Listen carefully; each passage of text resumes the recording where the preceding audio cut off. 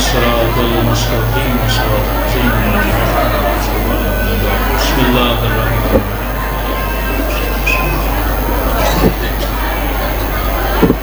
ربنا تقبل منا إنك أنت السميع العليم. صلوات على محمد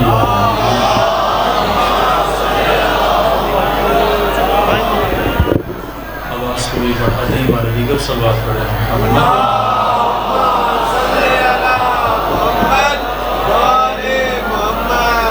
بسم اللہ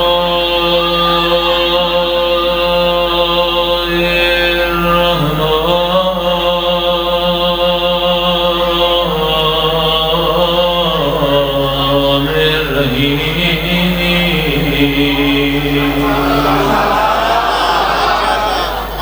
الحمد للہ رب العالمین.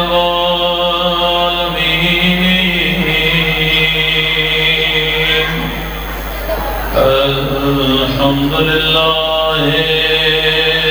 کما هو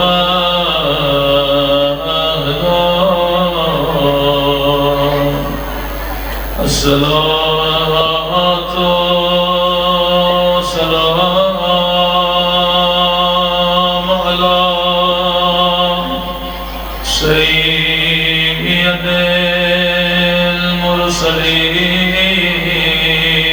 المرسلين وخاتم النبيين أبي القاسم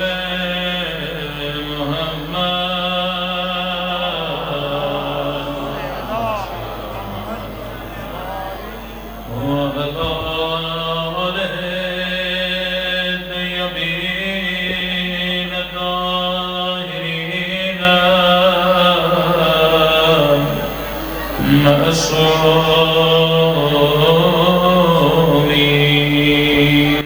سمعتم مولا سرکار مہدی کی دعا. اللہم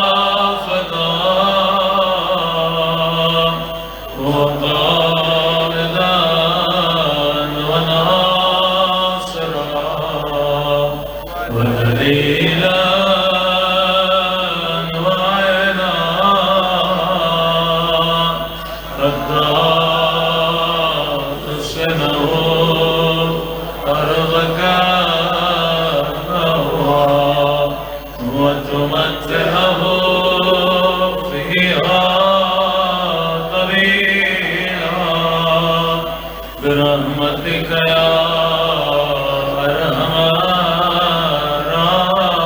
الراحمین. صلوات پڑھیں.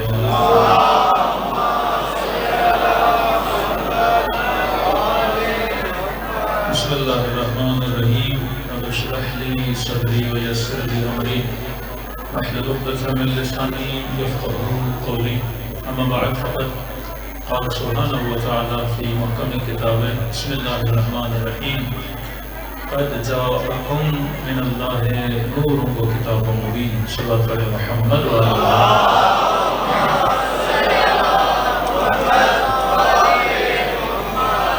دعا ہے پروردگار عالم ہم سب کی عبادتوں کو اپنی بارگاہ میں قبول فرمائے اور جو مقصد زندگی لے کر اس فرش عزا پہ تشریف لائے خدا ان تمام مقاصد میں بھی ہم سب کو کامیابیاں کامرانیاں نصیب فرما دے. قرآن مجید کی بہت پیاری آیت جس میں پروردگار عالم انسانیت کو بشریت کو ایک پیغام کی طرف متوجہ کر رہا ہے کہ قد جاءکم من اللہ نور و کتاب مبین، اے انسان اللہ نے تمہاری ہدایت کے لیے دو چیزوں کا بندوبست کیا، اور یاد رکھیے ہدایت انسان کے لیے ہے، ہدایت حیوان کے لیے نہیں ہے۔ مجلس انسانوں کے لیے رکھی جاتی ہے، حیوانوں کے لیے رکھی نہیں جاتی۔ اسکول انسانوں کے لیے بنائے جاتے ہیں، حیوانوں کے لیے بنائے نہیں جاتے۔ یونیورسٹیاں انسانوں کے لیے بنائی جاتی ہیں، حیوانوں کے لیے بنائی نہیں جاتی۔ شاید آپ کے بچے، آپ کی نسلیں آپ سے پوچھیں کہ فرق انسان اور فرق حیوان کیا ہے؟ وہ کون سی چیز ہے جو اللہ نے ہمیں دی اور خدا نے کسی حیوان کو نہیں دی؟ تو آپ ایک ایک چیز گنوا سکتے ہو۔ مثلا میرے لال، اللہ نے تجھے آنکھیں دی، آنکھیں جانور کو بھی دی، تو کبھی بھی آنکھوں پہ ناز نہ کرنا۔ آج انسانیت کس پہ ناز کر رہی ہے کہ فلاں کی آنکھیں بڑی خوبصورت ہیں، فلاں کے ہونٹ بڑے خوبصورت ہیں، فلاں کے بال بہت اچھے ہیں۔ تو اگر آنکھوں پہ ناز کرے تو گدھا کرے، اس کی آنکھیں ہم انسانوں سے زیادہ بڑی بھی ہیں۔ اگر بالوں پہ ناز کرے تو گھوڑا کرے۔ ہم کئی قسم کے شیمپو لگا کے بالوں کو نرم کریں، اس کے قدرتی نرم ہیں۔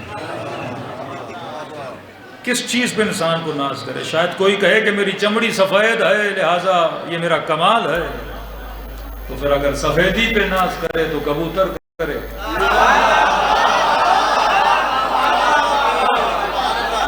رنگ میں بھی انسان سے زیادہ سفید ہے، پرواز میں بھی انسان سے زیادہ بلند ہے۔ اگر کوئی اس پہ ناز کرے کہ میں کھانا بہت زیادہ کھا لیتا ہوں، پہلے زمانے میں گاؤں میں مقابلہ ہوتا تھا کہ جناب ایک وقت میں 10 روٹیاں کھا گئے، کسی نے کہا ہم 15 کھا گئے، کسی نے کہا ہم 30 کھا گئے۔ تو اگر کھانا کھانے پہ ناز کرے تو بھینس کو کرنا چاہیے، کیونکہ انسانوں سے زیادہ بھی کھاتی ہے اور رج کے کھاتی ہے۔ تو وہ کون سی چیز ہے جو خدا نے انسان کو دی پر حیوان کو نہ دی؟ آنکھیں تجھے بھی دی، حیوان کو بھی دی۔ زباں پہ ناز نہ کرنا، تجھ سے زیادہ لمبی زباں حیوان کی ہوتی ہے۔ سونگنے پہ ناز نہ کرنا، سونگنے کی کتے کی زیادہ انسان سے زیادہ ہے۔ آنکھوں پہ ناز نہ کرنا، عقاب کی آنکھیں تجھ سے زیادہ تیز دیکھتی ہیں۔ دنیا میں کتاب کھلی، نوجوانوں کو پتا ہوگا، ورلڈ گنیز بک، اس میں انسان ریکارڈ بناتا ہے۔ ایک پاکستانی نے ریکارڈ بنایا۔ ریکارڈ کیا بنایا؟ اصل میں انسانی ریکارڈ کیا تھا؟ کن ریکارڈوں کو بنانے پہ لگ گیا ہے۔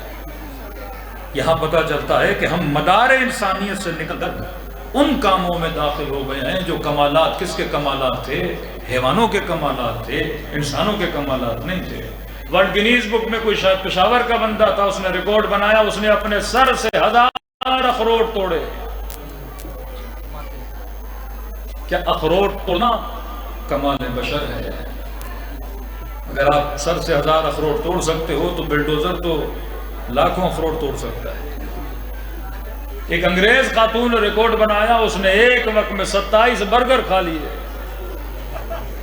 تو میں نے کہا اگر یہ کمال انسان تھا تو جانور تو اس سے زیادہ کھا لیتا ہے۔ کمال بشر یہ نہیں کہ تو کھاتا کتنا ہے، کمال بشر یہ نہیں تو تیز کتنا دوڑتا ہے۔ یہ ساری طاقتیں خدا نے کس کو دی ہیں؟ حیوان کو دی ہیں۔ لیکن 5 منٹ سوچو، اس نے شیر بنایا، اس نے اپنی تعریف نہیں کی۔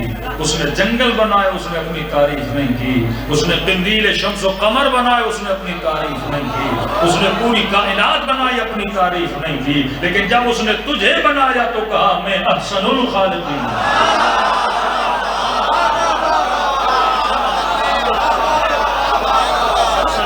میں بہترین بنانے والا ہوں۔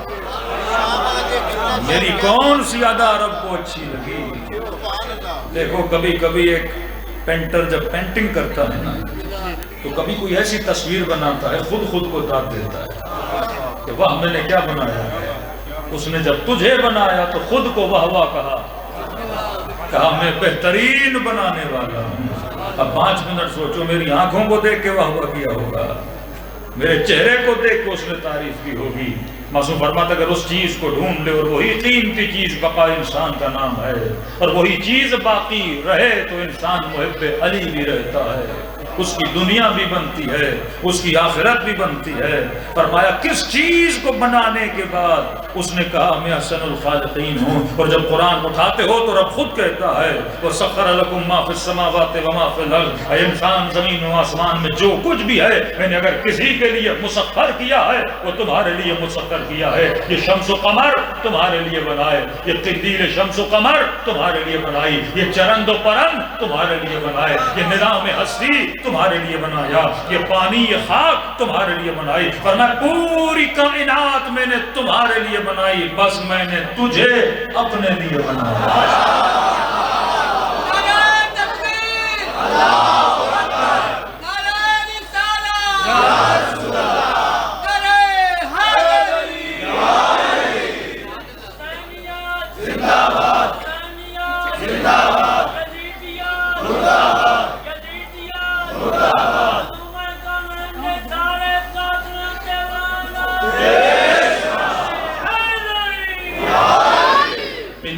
شمس و قمر چرند و پرند سب کس کے لیے بنے؟ دیکھو گدھا کس کی خدمت میں ہے، سورج کس کی خدمت میں ہے، لوہا کس کی خدمت میں ہے، لکڑیاں کس کی خدمت میں ہیں، یہ لاؤڈ اسپیکر کس کی خدمت میں ہے، یہ اینٹیں یہ پتھر یہ پنکھے سب کس کی خدمت میں ہیں؟ انسان کی خدمت میں۔ تو کہا میں نے ساری کائنات کو کس کے لیے بنایا؟ تیرے لیے بنایا، تجھے کائنات کے لیے نہیں بنایا، تجھے دنیا کے لیے نہیں بنایا۔ اگر میں نے تجھے بنایا تو کس کے لیے بنایا؟ اپنے لیے بنایا۔ اب کہا کہ فرق انسان اور حیوان، تو یہاں سے پتا چلا کہ حیوان بنا میرے لیے، میں بنا اس کے لیے۔ تو اگر اس کے لیے بنا تو میرے اندر کوئی خاص چیز تو اس نے رکھی ہوگی۔ اکثر جو مدرسوں میں بچے جاتے ہیں وہاں کہتے ہیں ڈیفینیشن آف انسان، انسان کہتے کسے ہیں؟ تو کہتے ہیں الانسان حیوان ناطق، انسان ایک ایسا حیوان ہے جو بولتا ہے۔ یہ انسان کی تعریف لکھی گئی، ڈیفینیشن لکھی گئی، لیکن بعض ہمارے علماء کہتے ہیں یہ تعریف بشر صحیح نہیں ہے، کہ اگر بولنے کی وجہ سے انسان کو شرف ملتا تو بولتا تو طوطا بھی ہے۔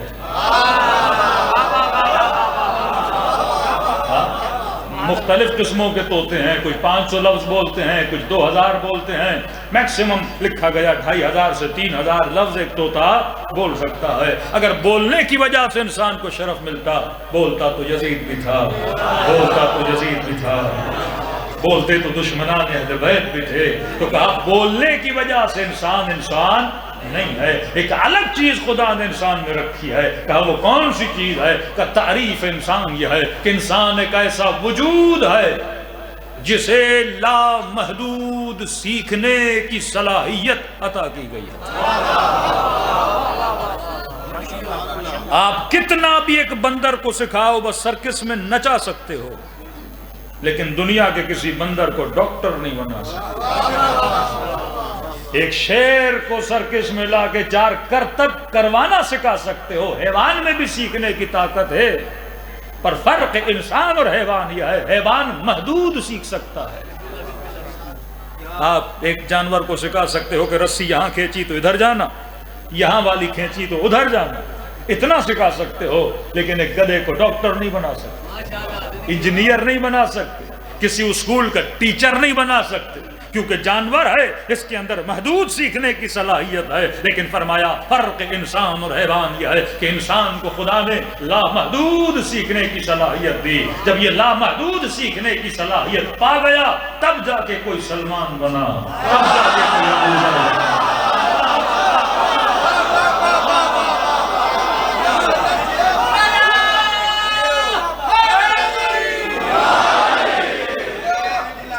ابھی علم حاصل کرنا کس پر لازم ہے؟ انسان پر، کسی گدھے پہ لازم نہیں ہے۔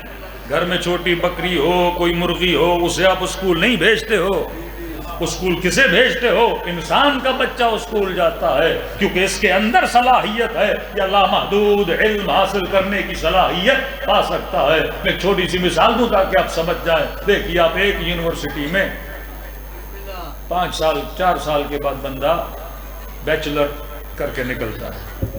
MBBS ڈاکٹر بننا ہو تو 5 سال پڑھے گا، 5 سال کی ٹریننگ ہوگی، 10 سے 11 سال کے بعد انسان ڈاکٹر بنتا ہے، تقریباً 8 سال کے بعد انسان انجینئر بن جاتا ہے۔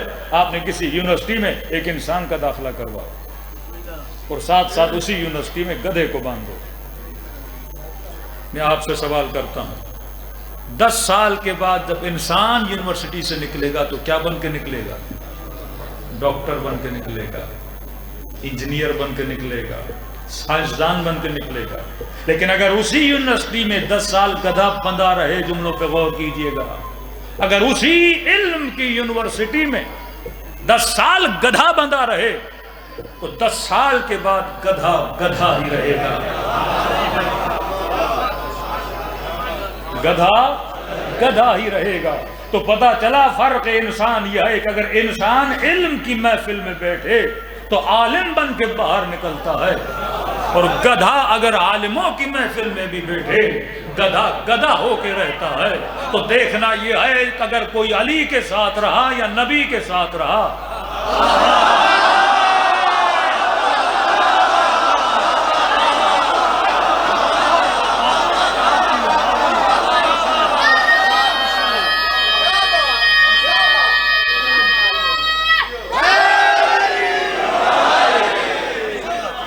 مسلمان یہ فرق سمجھ نہ سکا۔ مسلمان نے کہا ساتھ رہا تو عظیم بنا۔ اللہ کہتا نہیں، انسان کی تعریف یہ ہے کہ جس میں سیکھنے کی صلاحیت ہے، چاہے علی کے ساتھ ہو یا نبی کے ساتھ ہو، اگر سلمان بن کے نکلے تو انسان ہے، لیکن اگر کچھ بھی نہ بنے تو یہ انسان نہیں ہے بلکہ منزل حیوان پر ہے۔ ذرا کھل کے قرآن کی آیت سے سمجھاؤں۔ حضرت عزیر کی بھی روح خدا نے لی، ساتھ میں گدھا تھا، اسے بھی خدا نے مارا۔ 100 سال کے بعد عزیر کو بھی زندہ کیا، 100 سال کے بعد گدھے کو بھی زندہ کیا، اور قرآن کہتا ہے 100 سال گدھا نبی کے ساتھ رہا، لیکن 100 سال کے بعد جب اٹھایا گیا تو نبی نبی رہا، گدھا گدھا۔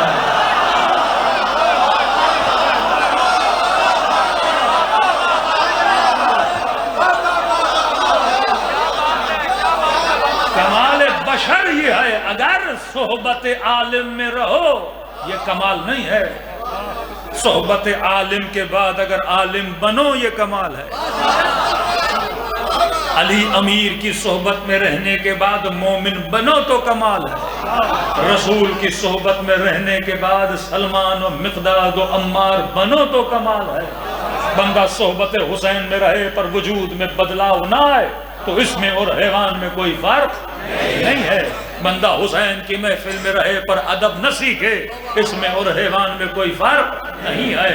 حر نے بس اتنا ثابت کیا کہ میں انسان ہوں، کیونکہ جو حسین کے ساتھ ملنے کے بعد یزید کو چھوڑ دے اور راہ ہدایت پر آئے، یہ سے بتا رہا ہے کہ میرے اندر ایک صلاحیت ہے۔ کس چیز کی؟ سیکھنے کی صلاحیت ہے۔ چوتھے امام کا فرمان ہے، فرمایا اگر کوئی علم کی محفل میں جائے، مثلا مجلس میں آئے، فرمایا 1 گھنٹے کی مجلس سننے کے بعد رات کو گھر جائے، جب بستر پہ سوئے تو یہ سوچے آج کی مجلس سے میرے وجود میں کون سی تبدیلی آئی۔ فرمایا اگر بدلاو آیا ہے تو سمجھے کہ آج کی مجلس سے ہم اہل بیت راضی تھے، لیکن اگر 100 مجلسیں سننے کے بعد ویسے کا ویسا رہے۔ ایک مومن تھے، مولانا کو آ کر کہنے لگے قبلہ صاحب ذرا نماز پہ مجلس پڑھیے۔ انہوں نے کہا کیوں؟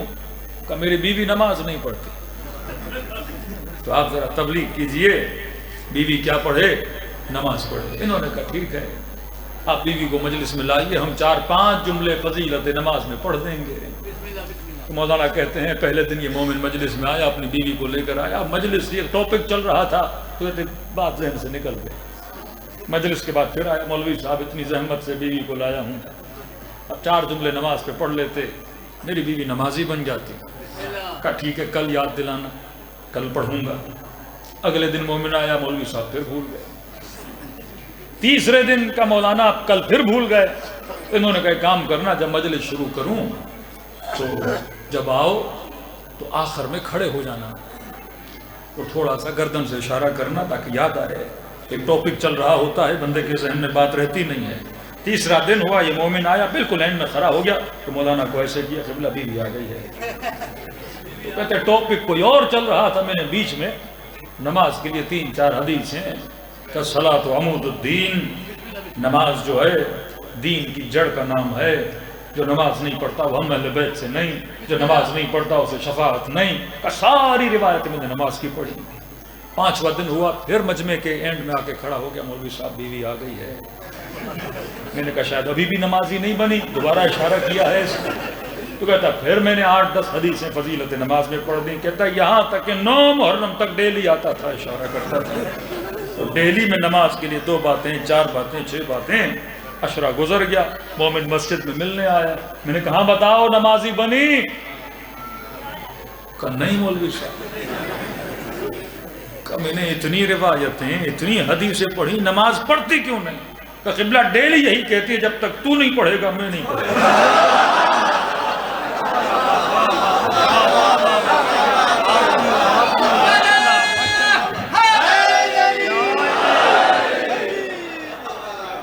بندہ بدبخت تو خود نہیں پڑھتا، ڈیلی آ کے کہتا مولوی صاحب کسے سمجھاؤ؟ بیوی کو سمجھاؤ۔ یہ اس گدھے کی طرح تھا جو ڈیلی مجلس میں آتا تو تھا پر علی کی باتوں کو سنتا نہیں تھا۔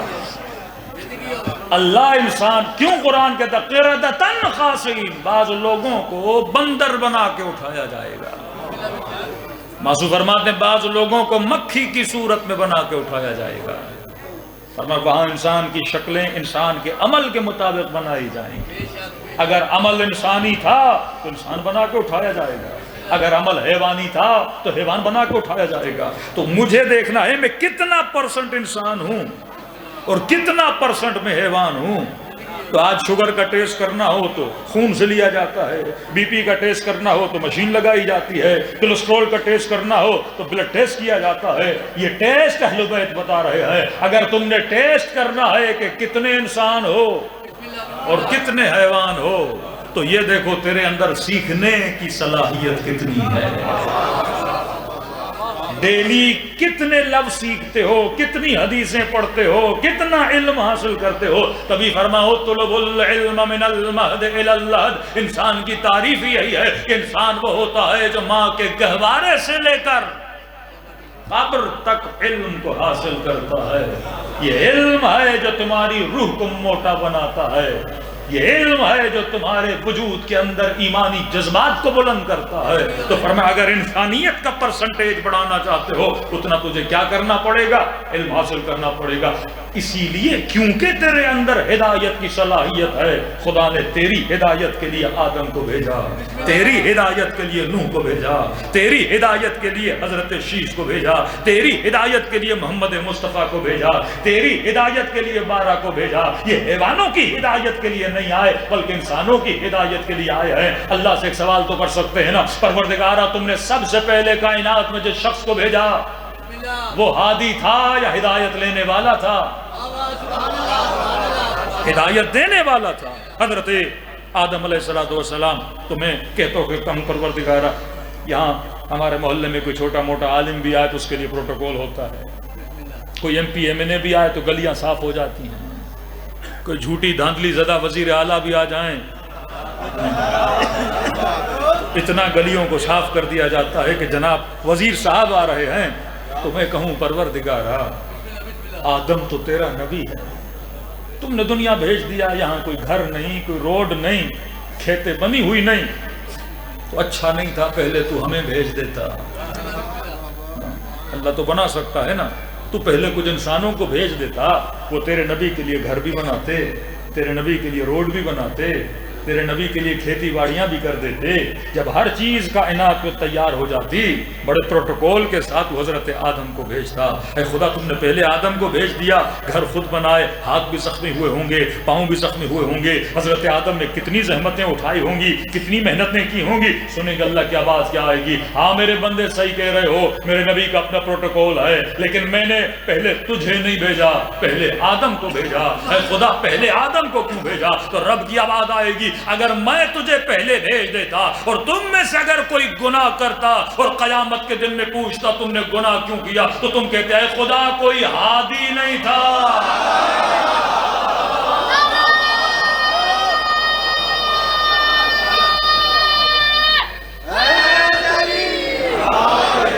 اسی لیے میں نے کہا مجھے اپنے نبی کے وجود کے زخم تو برداشت ہیں، پر تیرا یہ ایکسکیوز برداشت نہیں ہے کہ یہ کہو کیونکہ ہادی نہیں تھا لہٰذا میں نے خطا کی۔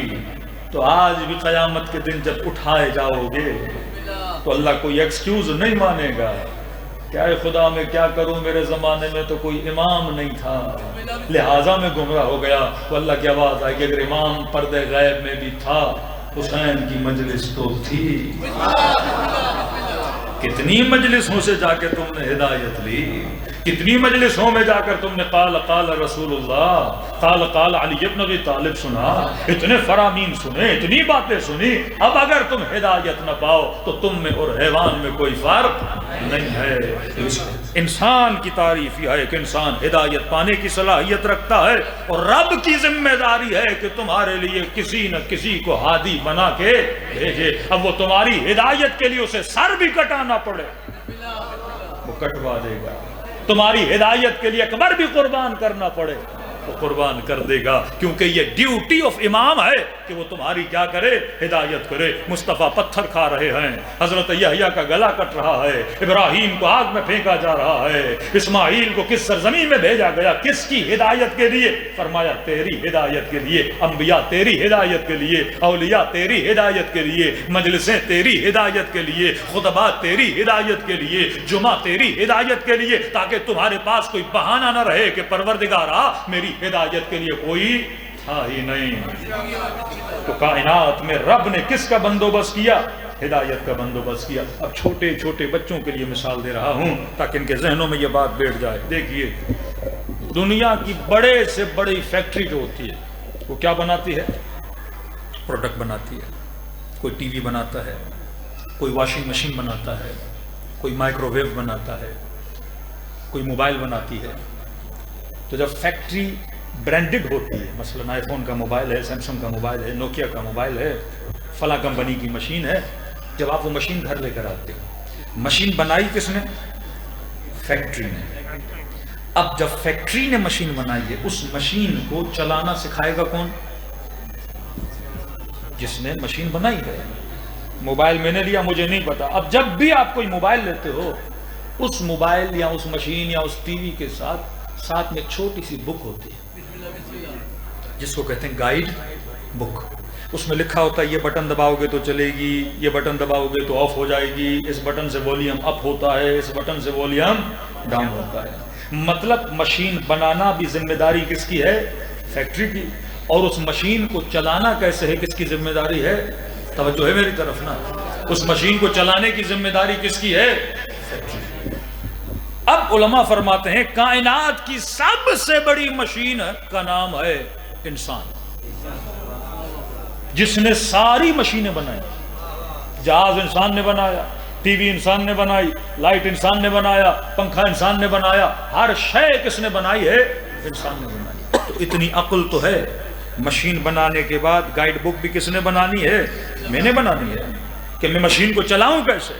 تو کیسے ممکن ہے جو کائنات کی اتنی بڑی مشین بنائے جس کا نام انسان ہو، اور اس مشین کو چلانا کیسے ہے وہ ہمیں سکھایا نہ جائے۔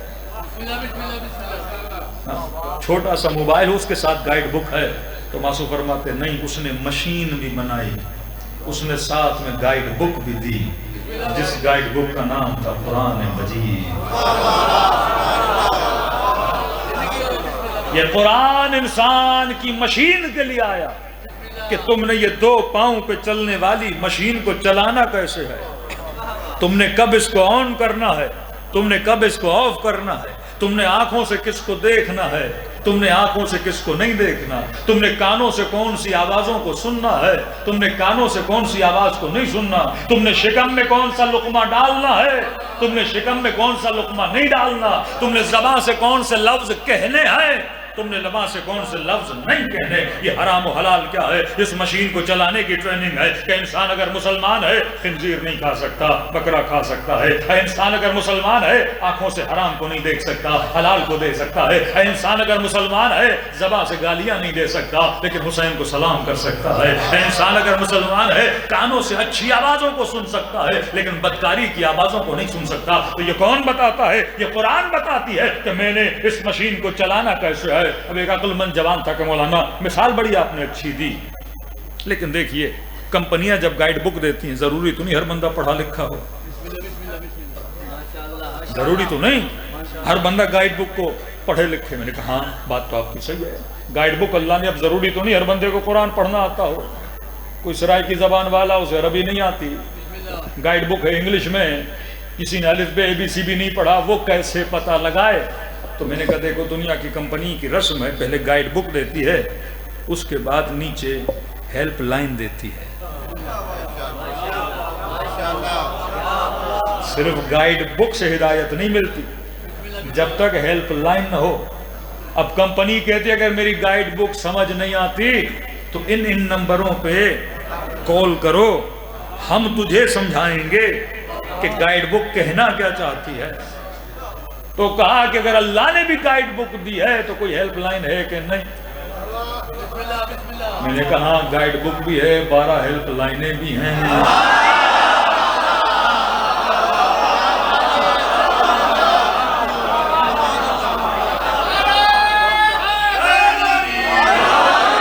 اگر سمجھ نہ آئے تو میں نے کہا ہیلپ لائن پہ رابطہ قائم کرو تو آیت بھی سمجھ آئے گی، قرآن بھی سمجھ آئے گا۔ کہ مولوی صاحب بڑے اچھے طریقے سے آپ نے سمجھا دیا، لیکن ایک بات اب بھی سمجھ نہیں ہے۔ میں نے کہا کون سی بات؟ کہ دیکھیے اللہ نے ہدایت کے لیے گائیڈ بک بھی بھیجی، اللہ نے ہدایت کے لیے گائیڈر بھی بھیجے، مطلب گائیڈ بک بھی ہے، ہیلپ لائن بھی ہے۔ کہ جب سب کچھ ہے تو پھر امت میں 73 فرقے کیوں ہیں؟ گائیڈ بک بھی ہے، ہیلپ لائن بھی ہے، پھر یہاں کوئی شیعہ ہے، کوئی سنی ہے، کوئی بریلوی ہے، کوئی اہل حدیث ہے، پھر امت میں اتنے فرقے کیوں بنے؟ میں نے کہا ایک مسئلہ ہو گیا امت میں۔ کہ کون سا مسئلہ تھا؟ میں نے کہا دیکھو موبائل ہو آئی فون کا، نمبر ملاؤ سیمسنگ کا، موبائل ہو آئی فون کا نمبر ملاؤ سیمسنگ کا، کمپنی ہو کہیں اور کی نمبر ملاؤ کسی اور کمپنی کا۔ تو میں نے کہا ہدایت ملے گی کہ نہیں؟ کہا نہیں، نمبر وہی ملانا پڑے گا جو گائیڈ بک میں لکھا ہوا ہے۔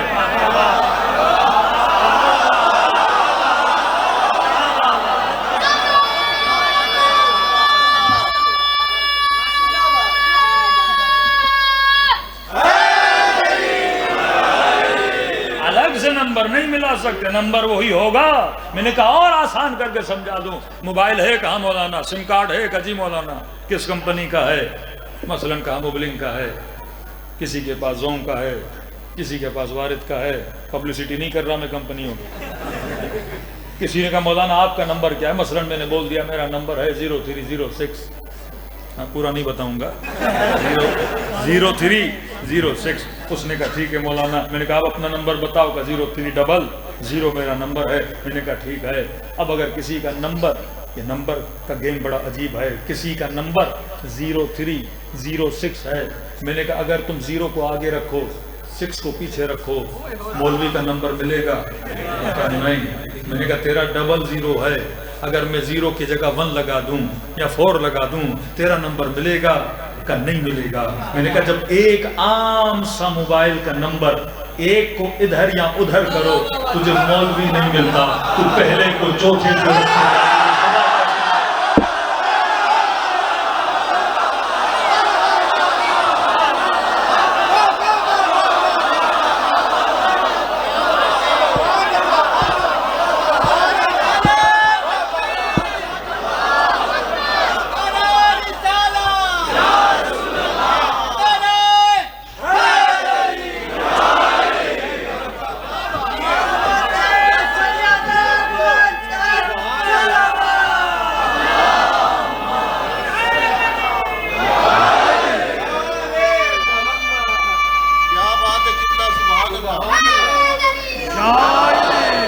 رب نے ہدایت کا بندوبست بھی کیا، رب نے ہدایت کے لیے گائیڈ بک بھی دی، رب نے اس گائیڈ بک کو سمجھانے کے لیے ہیلپ لائنیں بھی دیں۔ امت کہاں گمراہ ہوئی؟ یہ الگ کمپنیوں کے نمبروں میں لگ گئی۔ تبھی فرمانا مدینۃ العلم وعلی بابها، میں شہر علم ہوں اور در کون ہے؟ یہ نمبر ہے جہاں سے تم نے ہدایت لینی ہے۔ اب کسی کو دیواریں بنا دیا، کسی کو چھت بنا دیا، کسی کو کھڑکی بنا دیا، ہدایت ایسے تو نہیں ملنی۔ جو ایڈریس خدا نے بتایا اسی ایڈریس پہ چلو گے تو ہدایت ملے گی، غلط ایڈریس پہ چلے جاؤ گے تو ہدایت ملنے والی نہیں۔ یہ ایڈریس ہے نا، انما ولیکم اللہ ورسولہ والذین آمنوا الذین یقیمون الصلاۃ ویؤتون الزکاۃ وہم راکعون۔ اتنا لمبا ایڈریس خدا بتا رہا ہے، میں اللہ ولی ہوں، میرا رسول ولی ہوں، لیکن جب تیسرے کی باری آئی اللہ نے بڑی تفصیل سے ذکر کیا کہ تیسرا وہ ولی ہے جو صاحب ایمان ہے، نماز کو قائم کرتا ہے اور حالت رکوع میں زکوٰۃ دیتا ہوا نظر آ جاتا ہے۔ یہ خدا ایڈریس بتا رہا ہے کہ تم نے اگر ہدایت پانی ہے تو تم نے صحیح نمبر کو لینا ہوگا، ہدایت پانی ہے صحیح ہیلپر کے پاس جانا ہوگا، ہدایت پانی ہے حقیقت میں حق کے پاس جانا ہوگا، اور جب جاؤ گے پھر نتیجہ دیکھو گے کوئی حبیب ابن مظاہر بنا۔ چکر ہدایت کا چکر ہے۔ مسئلہ یہ نہیں کہ مسلمانوں کو ہدایت نہیں مل رہی، گائیڈ بک سارے مسلمانوں کے پاس ہے، نمبر غلط ملا رہے ہیں۔ کبھی اس کا نمبر ملاتے ہیں جو یہ کہے کہ جس نے مکے کی پیاز مکے میں کھائی اسے جنت مل جائے، ایسے لوگوں کے نمبر ملاؤ گے۔ تو یہ کہے کہ حاکم چاہے فاسق ہو، فاجر ہو، حبشی غلام ہو، کشمش جیسے بال ہوں، لیکن اس کی اطاعت بھی امت پر کیا ہے؟ واجب ہے۔ پھر یزید جیسے حاکم تجھے ملیں گے، پھر شرابی کبابی حاکم تجھے ملیں گے۔ آج بھی امت کا یہی حال ہے۔ کل ہی مجلس میں میں نے آیت پڑھی کہ قرآن کی آیت بڑی پیاری ہے، اس میں آپ ہر مسلمان کو جھنجھوڑ سکتے ہیں جنہوں نے غلط نمبر پہ اپنا دین ڈائل کیا ہوا ہے کہ اطیعوا اللہ و اطیعوا الرسول و اولی الامر منکم۔ یہ آیت ہر بچہ شیعہ یاد کر لے کہ اطاعت کرو کس کی؟ پھر اطاعت کرو کس کی؟ پھر تیسری اطاعت ہے و اولی الامر منکم، اور جو تم میں سے صاحب امر ہو اس کی اطاعت تم پر واجب ہے۔ اب یہ قرآن ہے، واو ہے، واو استنافیہ نہیں، واو عطف ہے۔ اللہ کی اطاعت، رسول کی اطاعت، اولی الامر کی اطاعت، مطلب جیسے اللہ کی اطاعت مجھ پہ واجب ہے ویسے رسول کی اطاعت مجھ پہ واجب ہے، ویسے اولی الامر کی اطاعت مجھ پہ واجب ہے۔ اب کہو کہ رسول کو تو پوری امت جانتی ہے، اللہ کو تو ہر مسلمان جانتا ہے، مسئلہ کہاں اٹکا؟ کیونکہ بحث اطاعت کی ہے۔ جو رسول کہے سمعا و طاعتا، جو اللہ کہے سمعا و طاعتا، جو اولی الامر کہے گا میں نے ویسے ہی اطاعت کرنی ہے جیسے اللہ رسول کی کرتا ہوں۔ اب ہر مفتی ہر مولوی سے پوچھی، میں نے کہا نا غلط نمبر ملاؤ گے ایڈریس غلط ملے گا۔ پاکستان کے مفتی کو فون ملاؤ، جناب اولی الامر کون ہے؟ رانگ نمبر ہے نا، غلط نمبر ملایا آپ نے، تو کہے گا کہ تمہارا اولی الامر شہباز شریف ہے۔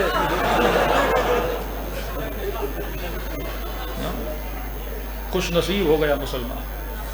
اب جو شہباز شریف کہے وہ تم پر واجب، جیسے وہ نیلے کپڑے پہنے تمہارے لیے پہننا سنت، جیسی وہ ڈریسنگ کرے امت کے لیے ویسی ڈریسنگ کرنا کیا بن جائے؟ مستحب بن جائے۔ لیکن تم نے اپنے مولوی کو نمبر ملایا اور کہا کہ اولی الامر کون ہے، یہ صحیح نمبر ملانے کے بعد جواب ملا وہ پردے غیب میں ہے۔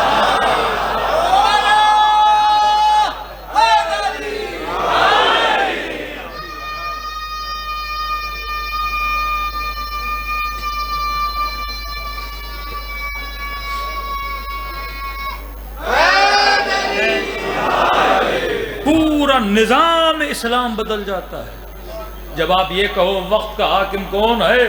اولی الامر ہے، اور اس کی اطاعت کیا ہے؟ واجب ہے۔ اب جو اس کے مقابلے میں نکلے گا اس کا قتل کیا ہے؟ جائز ہے۔ قاضی شرح قاضی تھا کہ نہیں؟ پڑھا لکھا بندہ، امیر المؤمنین نے قاضی القضات رکھا، ان میں سے بعض لوگوں کو فیصلہ کرتے تھے قرآن کی آیتوں پہ، ہر چیز پر، لیکن جیسے ان کے نمبر غلط ہو گئے، ہادی غلط مل گئے ان کو، تو قرآن کی آیتوں کی تفسیر بھی کیا کرنے لگے۔ قاضی کا مطلب یہ ہے جب قاضی فیصلہ دیتا ہے وہ اکارڈنگ دا لا دیتا ہے کہ فلاں صاحب کو پھانسی ملے گی اس قانون کے مطابق، یہ 10 سال جیل میں جائے گا اس قانون کے مطابق، اس کے ہاتھ کٹیں گے اس قانون کے مطابق، اسے 40 کوڑے مارے جائیں گے اسلام کس قانون کے مطابق۔ اب قاضی شرح نے فتویٰ دیا کہ حسین واجب القتل ہے، عوام نے دیا تھا نہیں، اس نے نیچے قانون لکھا تھا کہ حکم قرآن ہے اللہ کی اطاعت کرو، رسول کی اطاعت کرو، اولو الامر کی اطاعت کرو۔ اولو الامر کون ہے؟ جو وقت کا حاکم ہے، اور آج ہمارے وقت کا حاکم کون ہے؟ یزید ہے، لہذا یزید کی اطاعت کیا ہے؟ واجب ہے، اور جو اولو الامر کے مقابلے میں آئے اس کا قتل کیا ہے؟ جائز ہے۔ پوری امت کھڑی ہو گئی مفتی کے ایک فتوے پہ، کس کو قتل کرنے کے لیے؟ نبی کے نواسے کا گلا کاٹنے، نبی کی نواسیوں کے سروں سے چادریں اتارنے، کیونکہ ہادی کیا ہو گیا؟ غلط ہو گیا۔ رسول خدا دنیا سے جاتے ہیں، اب ابوبکر کی حکومت آتی ہے، کچھ لوگ ہیں جو کہتے ہیں ہم زکوٰۃ نہیں دیں گے، کیونکہ ہم زکوٰۃ کسے دیں گے؟ اولے الامر کو دیں گے، اور ہم آپ کو اولے الامر مانتے نہیں ہیں۔ رسول خدا کا سب سے بڑا صحابی یہ اہل سنت کی کتابوں میں موجود ہے، جناب خالد ابن ولید نے جناب مالک ابن نویرہ کو قتل کیا۔ آگے جملے نہیں پڑھ سکتا جو تاریخ میں لکھا ہے کیا کیا کیا، علیاذ باللہ ثم علیاذ باللہ، اس کی بیوی کے ساتھ زیادتی کی، اور آج ہمارے مفتی اس چیز پہ لگ گئے کہ قتل کیا تھا، جائز تھا کہ نہیں تھا۔ امام شافعی اس پہ لگ گئے کہ انہوں نے جو کیا تھا چلو نکاح کیا ہوگا، پھر بحث چلی، ایک بندہ مر گیا، بیوی نے 4 مہینہ عدت کرنی ہے، بغیر عدت کے نکاح کیسے کیا؟ پھر بعض نے لکھا کیونکہ کافر حربی بن چکا تھا، یہ بن چکا تھا، فلاں کی ایک شخص کو بچانے کے لیے 100 قوانین نکالنے پڑے۔ کیوں کہ حاکم کے مقابلے میں آیا تو لہذا کیا ہے؟ قتل کیا ہے؟ جائز ہے۔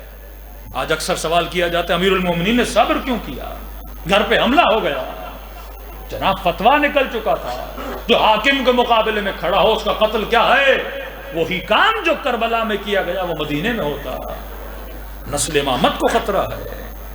جب مولا علی کو خلافت دینے کے لیے بھی آئے تو مولا علی فرماتے اس قدر ہجوم تھا کہ علی یا خلیفہ بنو اور نہیں بنو گے تو ہماری تلواریں تمہاری گردن پر ہوں گی۔ جنگ صفین میں علی فیصلہ مانو، اگر نہیں مانو گے تو ہماری تلواریں تمہاری گردن پہ ہوگی۔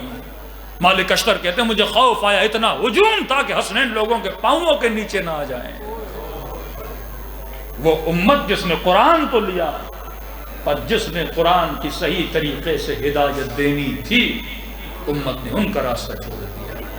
50 سال کا فاصلہ بھی نہیں ہے، 60 ہجری ہے۔ کئی لوگ کہتے ہیں کیسے ہو سکتا ہے کہ نبی کی بیٹی کے گھر کو آگ لگ جائے؟ مسلمان ہیں، جس محمد کا کلمہ پڑھیں اسی مصطفیٰ کی بیٹی کو کیسے ماریں گے؟ گھر کو کیسے آگ لگائیں گے؟ پھر اسی مسلمان سے پوچھو، واقعہ کربلا حجتوں کو تمام کرنے کا واقعہ ہے۔ واللہ اگر کربلا نہ ہوتی تو مظلومیت اہل بیت اور ظالموں کے چہروں کا کری منظر پیش نہ ہوتا۔ جنگ صفین ہوئی تو مفتی نے فتویٰ دیا مارنے والا بھی جنت میں، مرنے والا بھی جنت میں۔ جنگ جمل ہوئی، فتویٰ ملا مارنے والا بھی جنت میں، مرنے والا بھی جنت میں۔ مدینے کا واقعہ ہوا کہ مارنے والا بھی جنت میں، مرنے والا بھی جنت میں۔ جناب مالک کا واقعہ ہوا کہ مارنے والا بھی جنت میں، مرنے والا بھی جنت میں۔ جناب عمار یاسر کا واقعہ ہوا کہ مارنے والا بھی جنت میں، مرنے والا بھی جنت میں۔ کیا گارنٹی تھی کربلا میں حسین شہید ہوتے؟ یہی تو کہنا تھا کہ مارنے والا بھی جنت میں اور مرنے والے بھی جنت میں۔ لیکن آج کسی مفتی کو یہ جرت نہیں ہوتی، جمل کے لیے بول دیتا ہے، صفین کے لیے بول دیتا ہے، مدینے کے لیے بول دیتا ہے، مشاجرات اصحاب کے لیے بول دیا جاتا ہے کہ جناب یہ فیصلہ ہم نے اللہ پہ چھوڑا، خطا اجتہادی خطا تھی، لہٰذا اس نے بھی اپنا اجتہاد کیا، اس نے بھی اپنا اجتہاد کیا، اور اللہ جانے اور یہ جانے دونوں کہاں جائیں گے؟ جنت میں جائیں گے۔ کربلا میں بھی تو بقول اہل سنت کے ہمارے بھائیوں کے اصحاب کی اولادیں تھیں نا. ابن سعد کون ہے؟ صحابی کا بچہ ہے. یزید کون ہے؟ صحابی کا بیٹا ہے. حسین کون ہیں؟ خود صحابی بھی ہیں، نواز رسول بھی ہیں، اہل بیت بھی ہیں، اور پسر صحابی بھی ہیں. تو کیوں آج جرت نہ ہوئی یہ کہنے پر کہ مارنے والا بھی جنت میں، مرنے والا بھی جنت میں؟ یہ جو ہمارے جوانوں کے ذہنوں میں ایک سوال ڈالا گیا، جب حسین کربلا جا ہی رہے تھے تو زینب کبریٰ کو لے کر کیوں گئے؟ سمجھو حکمت اہل بیت کو. بچوں کو لے کر کیوں گئے؟ علم امام میں تھا کہ میں شہید ہو جاؤں گا، پھر علی اصغر کو لے کر کیوں گئے؟ پھر سیدہ سکینہ کو لے کر کیوں گئے؟ پھر شادی ہوتے وقت سیدہ نے یہ شرط کیوں رکھی کہ جہاں میرا حسین جائے گا وہاں مجھ زینب کو جانے دیا جائے گا؟ تقدیر الہی ہے.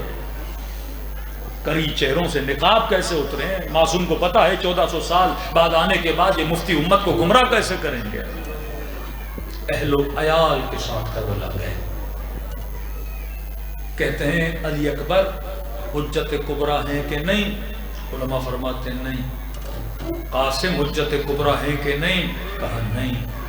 لیکن کربلا کا ایک شہید ہے جسے بولا گیا یہ حجت کبریٰ، مطلب اللہ کی کربلا میں سب سے بڑی حجت کا کون؟ کا 6 مہینے کا بچہ علی الاصغر. یہ کربلا کی سب سے بڑی حجت. اصغر حجت کبریٰ کیسے بنے؟ کیونکہ اکبر لڑے تو کہتے دونوں جوان تھے نا، جہاد واجب تھا. لشکر یزید میں کوئی بندہ بقول ان کے جہاد کر رہا تھا، اور کس کے ساتھ جہاد کر رہا تھا؟ حسین کا وہ لشکر تھا جو حاکم کا کیا تھا؟ مخالف تھا. لہذا اس سے جہاد کرنا کیا تھا؟ واجب تھا. تو کہا کہ 2 جوان آپس میں لڑے، ادھر سے بھی لوگ مرے، ادھر سے بھی کچھ لوگ شہید ہوئے. یہ تو نہیں کہ صرف لشکر حسین میں افراد شہید ہوئے ہیں، اس سے زیادہ امام حسین والوں نے ان کے لوگ مارے ہیں کربلا میں. ادھر بھی لاشیں ادھر بھی لاشیں، تو دونوں لڑے، ایک اشتہاد تھا. لیکن کہا کہ جب گلو علی اصغر پہ تیر چلا، لشکر یزید کے سپاہیوں نے آوازیں بلند کی، ابن سعد تجھ پہ خدا کی لعنت ہو، تو نے ہمیں یہ کہہ کر کربلا بلایا کہ حسین بیعت نہیں کر رہا، لہذا حسین کے ساتھ لڑنا جائز ہے.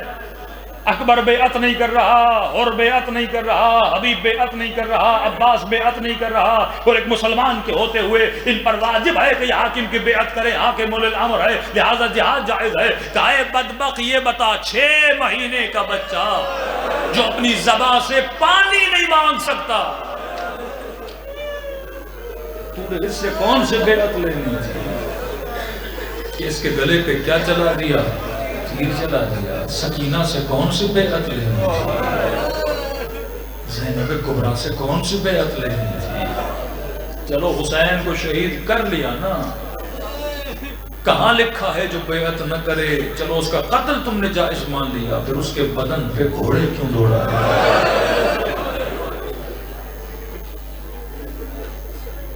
میرے چوتھے امام فرماتے ہیں وہ گھوڑے دوڑائے جو خاص نسل کے گھوڑے تھے. جب یہ لعین بدن اطہر امام پہ گھوڑے دوڑانے کے بعد واپس آیا، ابن سعد کو کہنے لگا، ابن سعد جب میں نے حسین کے بدن پہ گھوڑا دوڑایا تو میں نے اپنے کانوں سے حسین کی پسلیوں پہ ٹوٹنے کی آواز.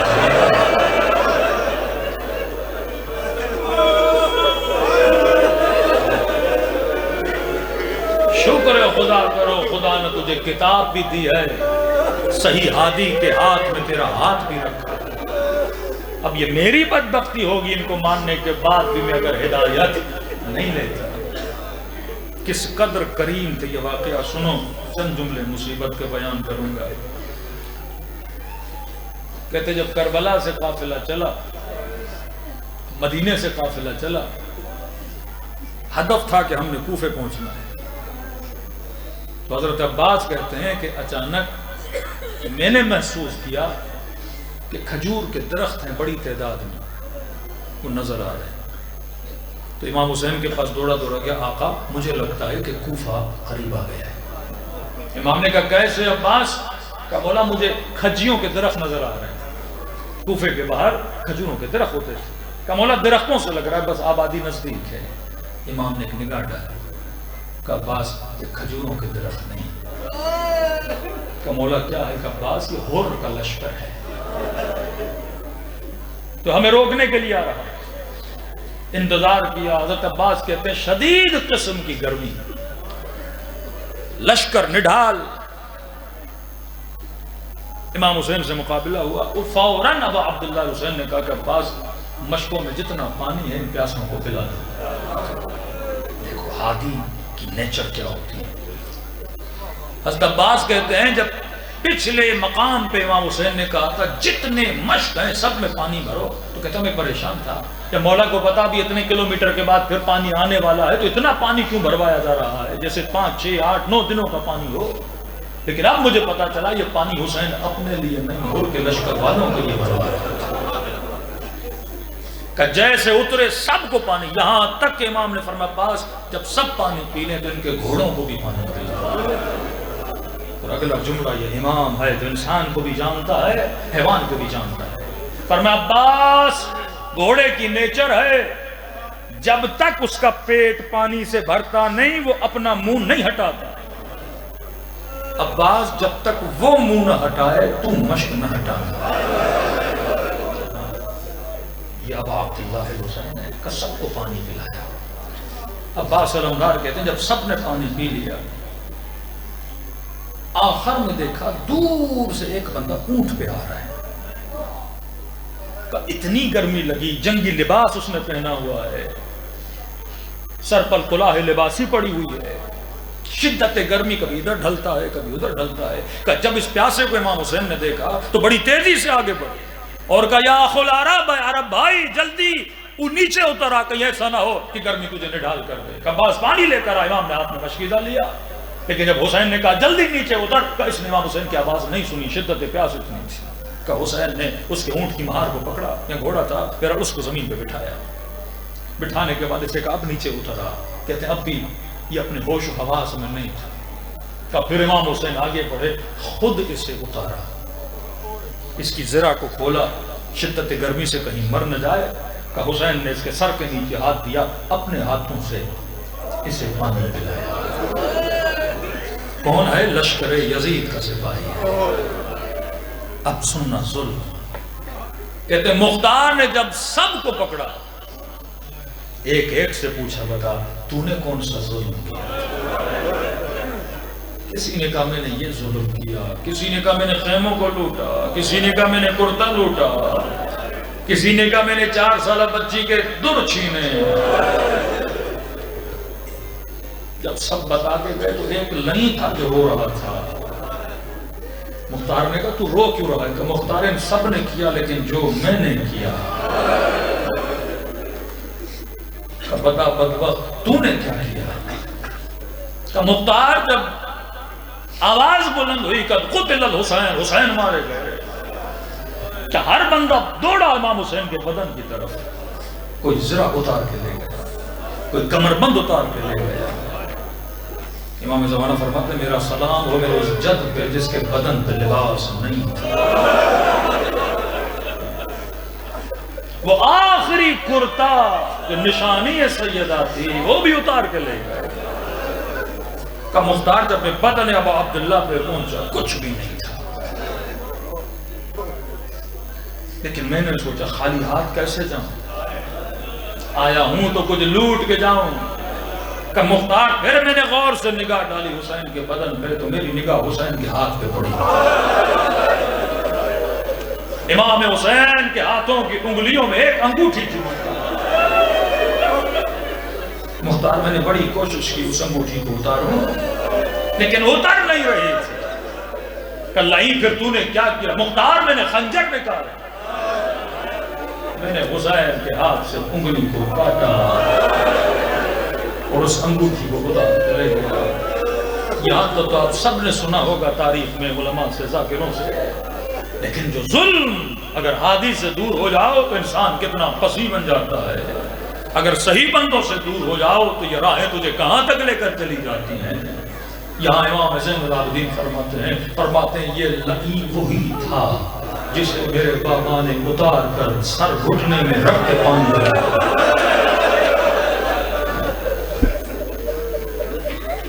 ایک طرف کرم ہی کرم ہے،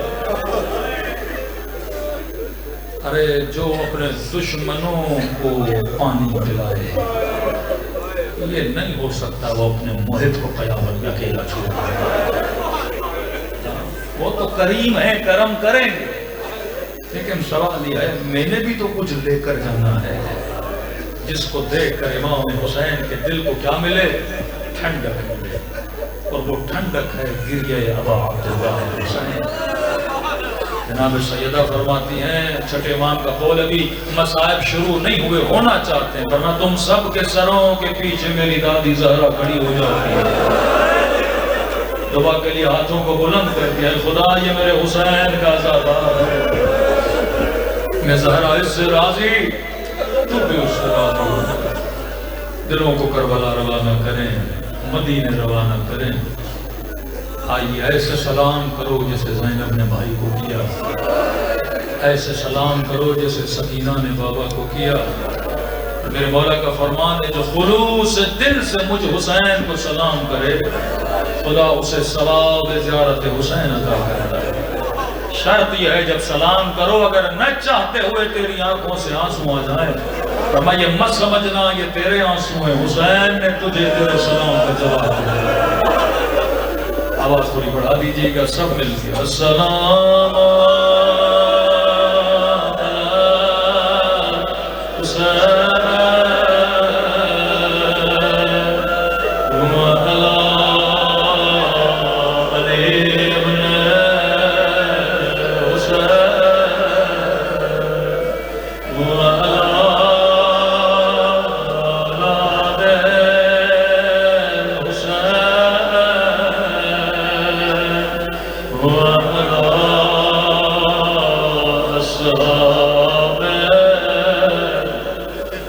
حسین کی صدا گونجنی چاہیے سب مل کے السلام علی حسین وعلی علی ابن ماشاءاللہ وعلی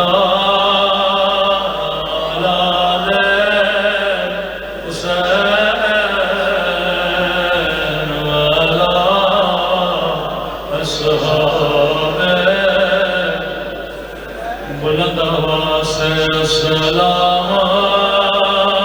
علی حسین وعلی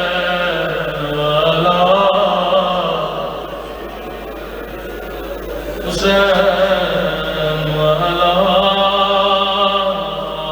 اولاد حسین وعلی اصحاب میرا سلام ننے سے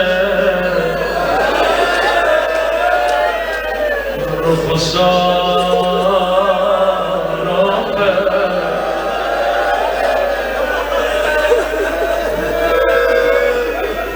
یہ سلام میرا سلام نہیں، یہ کسی ذاکر عالم کا سلام نہیں ہے،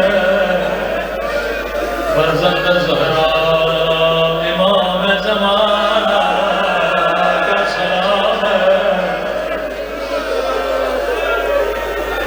فرماتے ہیں زیارت ناہیہ یہ جملے آئے میرا سلام ننے سے رخساروں پہ،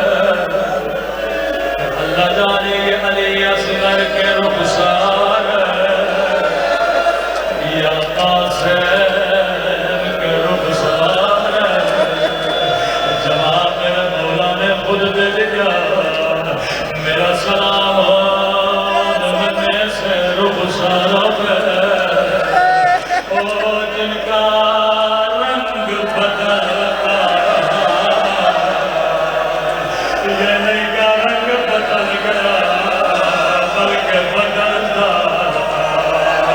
کبھی شمر کے تماچوں میں رنگ نیلا کیا، کبھی ظالم کے تماچوں میں رنگ سیاہ کیا۔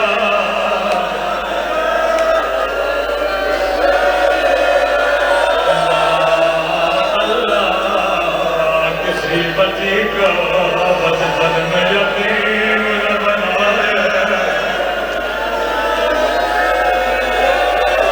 اگر کوئی مسلمان ہے شیعہ تماچوں پہ اتنا کیوں روتے ہیں؟ یہ حدیث یاد کرو، رسول خدا کی حدیث ہے، صحیح بخاری میں موجود ہے۔ رسول خدا فرماتے ہیں مسلمانوں اگر ادب کے لیے حیوان کو بھی مارنا پڑے پہلے تو مارا نہ کرو، پر ادب کے لیے اگر جانور کو بھی مارنا پڑے فرماتے ہیں اس کے بدن پہ مارا کرو، کبھی اس کے منہ پہ نہ مارا کرو۔ انہوں نے نبی کی نوازیوں کو اتنے تماچے مارے کہ چہرے کی رنگتیں بدل گئے۔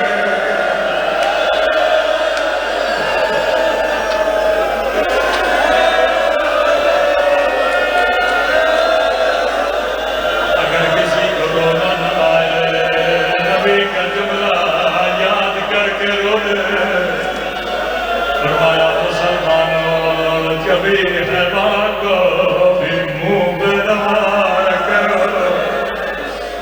منہ میں آنکھیں ہیں، منہ میں رخسار ہے، منہ میں ہونٹ ہے۔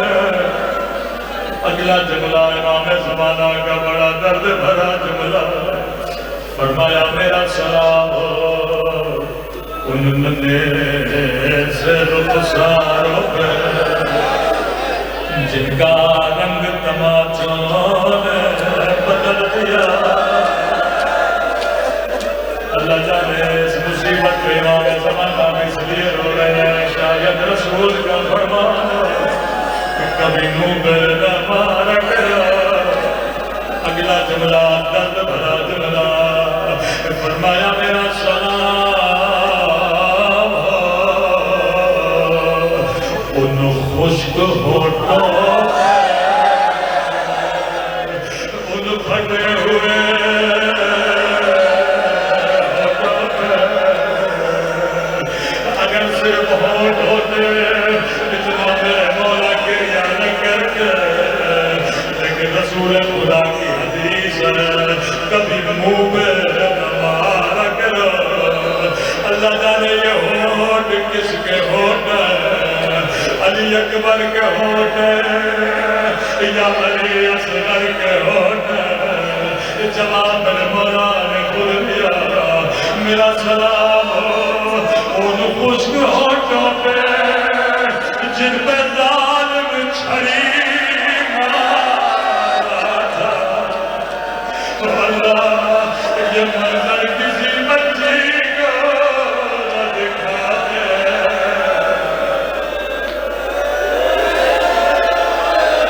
امام زمانہ وہ ہونٹ آپ کو یاد ہے جن پہ ظالم نے چھری ماری تھی، لیکن مولا ایک سلام میں بھی کرنا چاہتا ہوں، میرا سلام ہو ان نمی سے آنکھوں پہ جو یہ منظر دیکھ رہے تھے اور تڑپ تڑپ کے کہہ رہے تھے نہ مارو نہ مارو، میرا تین دل کا پیاسا اور میرا غریب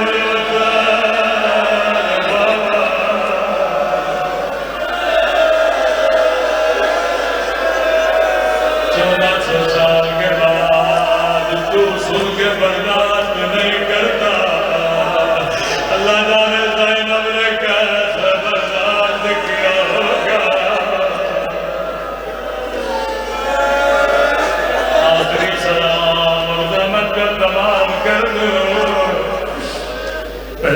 اشاروں کو یاد کیا، پھر زخمی ہونٹوں کو یاد کیا، آخری امام زمانہ کا جو لازم کمال، فرمایا میرا سلام ان زخمی کلامیوں پہ، ان کلائیوں نے امام زمانہ کو بڑا بلایا ہے، میرا سلام ہو رسیوں ان زخمی کلامیوں پہ۔ میں نے اپنے استاد سے پوچھا، میں نے کہا یہ کس کی کلامیہ ہے جس پہ امام زمانہ گریہ کر رہے ہیں؟ کہنے لگے یہ زینب کی کلامیہ ہے جس پہ امام زمانہ رو رہے ہیں۔ میں نے کہا استاد، بی بی زینب کو تازیانے مارے گئے، بی بی زینب کو پتھر مارے گئے، بی بی زینب کو نوک کے نیزہ سے مارا گیا۔ امام نے وہ منظر یاد رکھیا، بھلا ان بندے ہاتھوں میں ایسا کیا تھا کہ امام زمانہ رو رہے ہیں؟ کہنے لگے ایک خاص منظر تھا۔ میں نے کہا کون سا منظر تھا؟ کہا جب 11 محرم کو زینب کی نظر حسین کے بدن پہ پڑی تھی، اور زینب کے ہاتھوں میں رسیاں تھی، زینب اونٹ سے ایسے گری جیسے عباس گرے تھے۔